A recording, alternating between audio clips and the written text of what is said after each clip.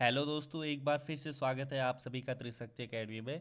तो दोस्तों आज जो है वो न्यू वैकेंसी आई है इंडियन कोस्ट गार्ड में। ठीक है, इंडियन कोस्ट गार्ड के द्वारा न्यू वैकेंसी निकाली गई है, जिसके बारे में आज हम इस वीडियो में डिटेल में जानने वाले हैं। तो दोस्तों इंडियन कोस्ट गार्ड के बारे में इंडियन कोस्ट गार्ड ने जो है वो नाविक, जीडी, डीबी और यांत्रिक, ठीक है, इनके लिए पोस्टें निकाली गई है, जिनके लिए जो एजुकेशन क्वालिफिकेशन है वो 10th 12th और डिप्लोमा रखी रखी गई है। ठीक है दोस्तों, जैसे कि आपको पता ही होगा कि Indian coast guard time to time ऐसे ही वैकेंसी निकालते रहता है। ठीक है, तो अभी कुछ समय पहले ही इंडियन कोस्ट गार्ड ने वैकेंसी निकाली थी, उसका एग्जाम हो चुका था। ठीक है दोस्तों, तो अभी न्यू वैकेंसी निकाली गई है, जिसका जो बैच है वो है फरवरी 2022 बैच। ठीक है, फरवरी 2022 बैच के लिए यह वैकेंसी निकाली गई है। तो दोस्तों अभी की इस वीडियो में हम जानने वाले हैं क्या एज क्राइटेरिया है, क्या पोस्ट यहाँ पर है, कितनी पोस्ट है, अलग अलग जो जितनी भी कैटेगरीज है उनके लिए, तो उसकी कंप्लीट डिटेल हम इसमें जानने वाले हैं। ठीक है दोस्तों, तो चलिए स्टार्ट करते हैं वीडियो को। इससे पहले मैं आपको बता दूं आज का हमारा जो टारगेट है दोस्तों वो 400 लाइक का है। तो मुझे आशा है कि आप उसको ज़रूर पूरा करेंगे और ये वीडियो जो है वो आपके लिए हेल्पफुल रहेगी। ऐसे ही न्यू वैकेंसीज़ वगैरह जो भी अपडेट आता है इसको हम सबसे पहले आप तक पहुंचाते हैं। तो आप चैनल पे नए हैं तो उसको जाके सब्सक्राइब कर लीजिए। ठीक है दोस्तों, और वीडियो को लाइक ज़रूर कर दीजिएगा। तो चलिए स्टार्ट करते हैं और मैं आपको ले चलता हूँ जो पीडीएफ है, उसको आप उसकी ऑफिशियल वेबसाइट से भी डाउनलोड कर सकते हैं और मैं आपको सीधे उस पर ले चलता हूँ। ठीक है, तो दोस्तों जैसे कि आप यहाँ पर देख सकते हैं जॉइन इंडियन कोस्ट गार्ड। ठीक है, जॉइन इंडियन कोस्ट गार्ड के द्वारा ये वैकेंसी निकाली गई है। ठीक है, जनरल ड्यूटी, डोमेस्टिक ब्रांच और यांत्रिक के लिए 2022 बैच के लिए। ठीक है दोस्तों, जिसका जो स्टार्टिंग डेट है, ठीक है, इसके जो फॉर्म भरने की स्टार्टिंग डेट है वो 4 जनवरी 2022 से 14 जनवरी 2022 तक रखी गई है। ठीक है दोस्तों, तो कैसे फॉर्म भरना है वो भी हम आपको आगे जाके बताएंगे, इसमें कैसे क्या क्या फॉर्म कैसे फिल करना है करके उसके बारे में भी हम डिस्कस करेंगे। ठीक है, तो जो एजुकेशन क्वालिफिकेशन है उसके बारे में हम सबसे पहले बात कर लेते हैं।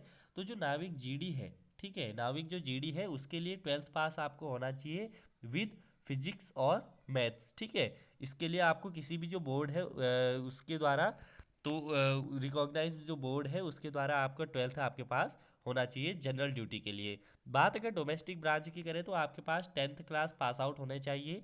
ठीक है, इसमें आपको 10th मांगा गया है, 12th नहीं किया गया है। तो यहाँ पर अगर डोमेस्टिक ब्रांच के लिए आप कह रहे हैं तो वहाँ पर आपको 10th पास होना चाहिए और आप इसके लिए एलिजिबल माने जाएंगे। ठीक है, कोई परसेंटेज यहाँ पर नहीं रखा गया है, जैसे कि नेवी वगैरह या एयरफोर्स वगैरह में मिनिमम परसेंटेज रखा जाता है, यहाँ पर वो कुछ परसेंटेज नहीं है। ठीक है दोस्तों, बात अगर हम यांत्रिक की करें, ये एक टेक्निकल पोस्ट है। ठीक है, इसमें क्या है, यांत्रिक में आपका जो है 10th होना चाहिए प्लस आपके पास डिप्लोमा होना चाहिए। इन जो ब्रांच यहाँ पर दी गई है उसकी उनमें आपके पास डिप्लोमा होना चाहिए 3 साल का। ठीक है दोस्तों, 3 या 4 साल का। तो यहाँ पर जो ब्रांचेस क्या क्या है देखिए, पहली ब्रांच यहाँ पर दी गई है इलेक्ट्रिकल, मैकेनिकल, इलेक्ट्रॉनिक्स और टेलीकम्युनिकेशन। ठीक है, तो ये चार ब्रांच अगर आप इनमें से अगर आपने किसी इन चार ब्रांचों में से डिप्लोमा किया हुआ है तो उसके लिए आप क्या होंगे, यांत्रिक जो पोस्ट है उसके लिए एलिजिबल माने जाएंगे। ठीक है दोस्तों, या फिर इसके अलावा यहाँ पर और कह रहा है कि 10th या 12th पास होना चाहिए प्लस डिप्लोमा होना चाहिए। ठीक है, 2 या 3 साल का। अगर 12th से अगर आप जाते हैं, जैसे कि आपको पता है कि डिप्लोमा लेटर एंट्री के थ्रू होता है, तो वहाँ पर भी आप इसको क्या कर सकते हैं, भर सकते हैं। ठीक है, फॉर्म को तो दो, ऐसा नहीं है कि लेटर एंट्री हम यहाँ पर 3 4 साल बोला गया है तो ऐसा नहीं है कि आप नहीं भर सकते। जो लेटर एंट्री वाले हैं वो भी इसको फिल कर सकते हैं। कुल मिला के आपके पास डिप्लोमा होना चाहिए। ठीक है दोस्तों, चलिए आगे अगर हम बात करते हैं इसमें नीचे एज क्राइटेरिया की। ठीक है, यहाँ पर हम देख लेते हैं कि एज क्राइटेरिया क्या मांगा गया है। तो दोस्तों इसके लिए एज जो है मिनिमम 18 साल और मैक्सिमम 22 साल यहाँ पर एज लिया गया है। अब एज को किस डेट से किस डेट के बीच काउंट किया जा रहा है ये देख लेते हैं। जो नाविक जीडी है उसके लिए जो एज ली जा रही है वो 1 अगस्त 2000 से लेके 31 जुलाई 2004 तक। अगर आपका जो जन्म है वो इस तारीख, इन 2 तारीखों के बीच में अगर हुआ है तो आप नाविक जीडी के लिए एलिजिबल होंगे। बात अगर नाविक डीबी के का करें तो डीबी के लिए क्या है, ये देखिए 1 अक्टूबर से लेके 30 सितंबर तक की है। ठीक है, 1 अक्टूबर से लेके 1 अक्टूबर 2000 से लेके 30 सितंबर 2004 तक। जीडी और यांत्रिक, ठीक है, जीडी और यांत्रिक की जो एज है वो सेम है। ठीक है दोस्तों, बात अगर हम वैकेंसीज की करें, देखिए जो वैकेंसीज हैं उसकी हम बात कर लेते हैं, ठीक है। तो डिटेल में कि कितनी वैकेंसीज यहाँ पर दी गई हैं। बात अगर देखिए हम करते हैं, सबसे पहले हम बात करते हैं दोस्तों नाविक जीडी की। तो जो अनरिजर्व जनरल हैं उनके लिए 112 पोस्टें हैं, ईडब्ल्यूएस के लिए 28 पोस्टें हैं, ओबीसी के लिए 72 पोस्टें हैं, एसटी के लिए 11 और एससी के लिए 37 पोस्टें हैं। तो टोटल अगर हम पोस्ट की बात करें तो 260 पोस्टें यहाँ पर किस में है, नाविक जीडी में। बात अगर डोमेस्टिक ब्रांच की करें तो आप देख सकते हैं 12 2 9 और 7 5 टोटल मिला के कितनी है, 35 पोस्टें यहाँ पर रखी गई हैं। अच्छा, आगे हम अगर बात करते हैं यांत्रिक मैकेनिकल वालों के लिए, तो अनरिजर्व्ड की 4 पोस्टें हैं, ईडब्ल्यूएस की 1 पोस्ट है, ओबीसी की 2 हैं, 6 पोस्ट है एसटी की, और एससी की यहाँ पर एक भी पोस्ट नहीं है। तो दोस्तों जो एससी कैटेगरी के लोग हैं, एससी कैटेगरी में जिन लोगों के मैकेनिकल में डिप्लोमा है तो वो यांत्रिक के लिए नहीं भर सकते हैं। अगर आप भरते भी हैं तो कोई फ़ायदा नहीं है, क्यों? क्योंकि उस पर वैकेंसीज नहीं है। तो इस बात का ज़रूर आप यह ध्यान रखिएगा, अगर आपकी कैटेगरी एससी है, आप एससी कैटेगरी से बिलोंग करते हैं और आपका जो डिप्लोमा है वो मैकेनिकल से है, तो आप लोग इसको मत भरिएगा, ठीक है। यांत्रिक वाले को आपको जीडी भर सकते हैं, जीडी में आपके पास पोस्टें हैं, तो 13 पोस्टें टोटल इसमें है। इलेक्ट्रिकल की बात करें तो 6। अब इलेक्ट्रिकल वालों के लिए बात यह है कि ईडब्ल्यूएस जो भी है, इलेक्ट्रिकल और इलेक्ट्रॉनिक्स के जो स्टूडेंट हैं उनको ईडब्ल्यूएस में फॉर्म नहीं भरना है। अगर आप ईडब्ल्यूएस में भरते हैं तो सबसे बड़ी बात, ध्यान देने वाली बात यही है कि आपका कोई सिलेक्शन नहीं होगा। एसटी वालों के लिए भी मैं आपको बता दूं, एसटी वाले भी प्लीज़, आप जो इलेक्ट्रिकल और इलेक्ट्रॉनिक्स से है, कौन देखिए इलेक्ट्रॉनिक्स और इलेक्ट्रिकल वाले जो ईडब्ल्यूएस हैं और जो एसटी हैं, वो अपना क्या करें, यांत्रिक वाली पोस्ट को ना भरें, ठीक है। यांत्रिक वालों को मत भरिए क्योंकि यहाँ पर पोस्टें 0 हैं। तो आपके लिए सबसे जो अच्छी अपॉर्चुनिटी है वो यहाँ पर सबसे अच्छी अपॉर्चुनिटी जीडी की है, ठीक है, नाविक जनरल ड्यूटी की। सारी पोस्टें मैं आपको काउंट करा चुका हूँ। अगर कोई आपके माइंड में फिर भी डाउट है तो आप हमसे पूछ सकते हैं, ठीक है दोस्तों। अब देखिए, बात सबसे मेन इंपॉर्टेंट ये है, देखिए वीडियो भी काफ़ी लंबी बनती जा रही है, शॉर्ट पे हम इसको जान लेते हैं एक बार। देखिए ये जानना बहुत ज़रूरी है, किस तरीके से ज़रूरी है ये मैं आपको दिखाता हूँ। देखिए यहाँ पर टोटल जो है ना 5 सेक्शनों में पेपर को डिवाइड किया गया है। देखिए सिलेक्शन प्रोसीजर की हम बात कर रहे हैं। सिलेक्शन प्रोसीजर में सबसे पहले आपका रिटन एग्ज़ाम है, ठीक है, रिटन एग्ज़ाम है। उसके बाद जो आपका फिजिकल है, उसके बाद आपका मेडिकल है, ठीक है। इसमें ग्रुप डिस्कशन या फिर इस तरीके की कोई एक्टिविटीज़ नहीं है, ठीक है। आपका जनरल फिजिकल है और रिटन एग्जामिनेशन सबसे पहले होगा, उसका फिजिकल और मेडिकल होगा, जिससे कि आपका फाइनल मेरिट के साथ सिलेक्शन हो जाएगा। बात करते हैं दोस्तों एग्जाम की, कि एग्जाम किस तरीके से होगा।